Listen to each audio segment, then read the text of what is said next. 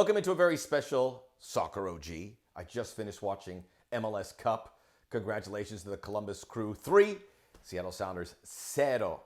I have watched, and we're going to talk a little bit, we're going to put a bow on the MLS season and what we look forward to ahead.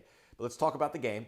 I have watched all 25 MLS Cup finals, and I'm really hard-pressed to remember one where we had a performance this dominant that we saw from the Crew. They took this game by the scruff of the neck and never released it. For a few minutes in the second half, they just ripped through the Sounders, decimated their midfield. The rule of thumb in major finals is that it's not nice to watch. It gets very cagey. Everyone's terrified of taking any risks, so it's pretty standard. Columbus were swashbuckling. They connected passes. They pushed the tempo. They covered beautifully for each other. It was a collective effort. Lucas Zelarayán's obviously going to get most of the attention because he had those 2 goals. And by the way, whoever's broadcasting, if a player like that has that kind of game, you got to get an interview with him afterwards. We cannot run away from the language barrier. The biggest stars in Major League Soccer are Spanish speakers. We've got to hear from them. Let's find a way. Everyone else for the Crew played well. Aiden Mars, who became the youngest player ever to start an MLS Cup game, was tremendous. Filling in for Darlington Nagbe. Remember, this performance was so good and they were missing 2 of their best players, Nagbe and Pedro Santos, which led the Crew in assists. Valenzuela, Mensah, the defense was good, solid. Artur, pushing things. If you take a shot at Jossie Zardes, I will fight you. Why does he have to? He's great, and you can see this guy getting out of his comfort zone and becoming a real important forward in this league. So despite all the people thinking that, including myself, that the Seattle Sounders would overwhelm them, Columbus outclassed them at every step. Brian Schmetzer, he got it wrong.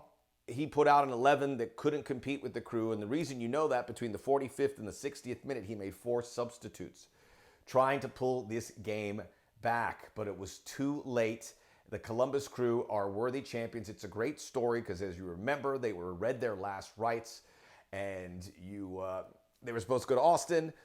Things worked out. New ownership came in. Now they have a trophy. They have a new stadium coming up too, and this is a franchise that's up there. It's got 2 MLS Cups. It's made 3 finals. They've won U.S. Open Cups. They've won Supporter Shields.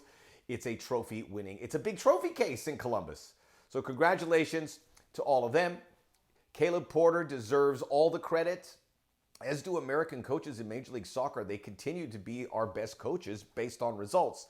When you think of Brian Schmetzer, Porter, you also have Greg Vanney popping in and out of there in MLS Cups with some regularity. Bruce Arena's still going strong. Bob Bradley as well with LAFC. We've had some good international coaches like Tata Martino come in and have success. We have Gabriel Heinze coming now for Atlanta United. I hope he has success. Matias Almeida.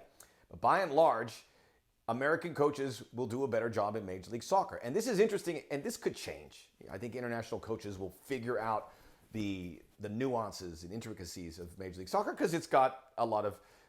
It handcuffs you in many ways, but it also could be very liberating. You look in the English Premier League, the best managers in England are not English. You look at La Liga, the best managers there are not Spanish. These are facts if you look at the managers who are making the money and winning the games. Not so in MLS. So that's good because we need to promote our game through the players, the refs, the coaches, the broadcasters across the board. Quickly, let's talk about what MLS did. You know, when MLS's back was being released, I can't even imagine these decisions because it would be easy to say, we're not going to play. Obviously, public safety is paramount, and you cannot risk it. What if a player dies, gets COVID, and dies? It would be cataclysmic. But they did MLS's back, despite people saying, don't do it, cancel the season. And in the process, they created the safest environment in America. I could even go on to say that if MLS was in charge of our COVID relief, we would probably have this virus in our rearview window. They had the little flare-ups at MLS's back with Dallas and Nashville, just 2 teams. Imagine that goes to 6 teams. Tournament's over.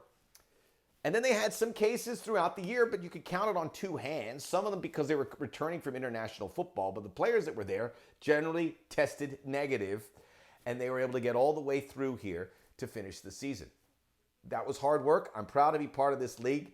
I was really impressed because I thought they wouldn't be able to pull it off in some cases. Not only they did that in flying colors. Now, the situation moving forward, potentially dire. Now, I go to MLS Cup every year. I hate to miss it. Obviously couldn't go this year. Don Garber does an address. I always like to be there in the first two rows to hear it, a state of the league. This year, he said MLS lost nearly $1 billion in 2020 revenue. Game day revenue down 95%. And then he would follow up and say, if we had a year like this again, we wouldn't be able to survive, essentially. Now, you have the stadiums, you have the teams. MLS will go forward, but at some point, if you're losing money, people go, I'll take my losses. I'm not putting any more money into this. It's scary. So hopefully the vaccine comes in, and we need people at the stadiums for MLS to survive. So hopefully we can get closer to that depending on when the season starts. They want to start in March. April sounds more realistic because I think in April, by what we're hearing, a lot of people will be able to attend. We shall see. So a lot of work to be done, but it's a relief it's over because you want this season to be over because you're always looking towards 2021, and Major League Soccer was able to do it. Make sure you subscribe to the Soccer OG. I'll talk about anything, and I'll talk about it well. You know where to find me.